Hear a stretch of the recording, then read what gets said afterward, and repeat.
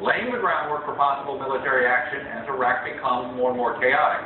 But he also had a clear message for Iraq's political leaders. Any American help comes with conditions. In a hastily arranged press conference, the president outlined his options, quickly eliminating one of them. We will not be sending U.S. troops back into combat in Iraq, but I have asked my national security team to prepare a range of other options that could help support Iraq security forces.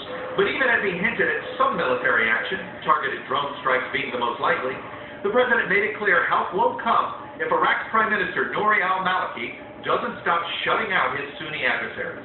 The United States is not simply going to involve itself in a military action in the absence of a political plan by the Iraqis that gives us some assurance that they're prepared to work together. And the president didn't stop there. He went on to blame the Maliki government for the abysmal performance of its security forces. The fact that they are not willing to stand and fight and defend their posts indicates that there's a problem with morale. Ultimately, that's rooted in the political problems that have plagued the country. And illustrating how this crisis has created strange international bedfellows, the president actually called on Iran to help, though he never mentioned the country by name.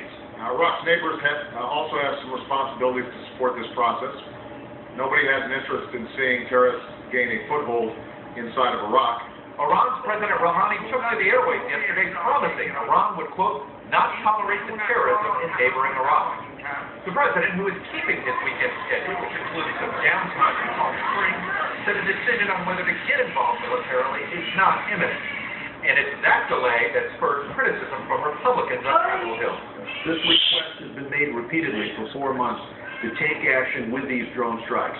It is far past time for us to take a decisive move here. Brian, 2 reasons the president is hesitant. First, Pentagon officials say their intelligence is simply not good enough right now to launch strikes, and they certainly don't trust information they would get from the Maliki government. Second, of course, is this president won 2 elections by promising and then delivering American withdrawal from Iraq. So, Brian, the last thing he wants to do is go back in. All right, Chuck Todd from the White House, London. Chuck.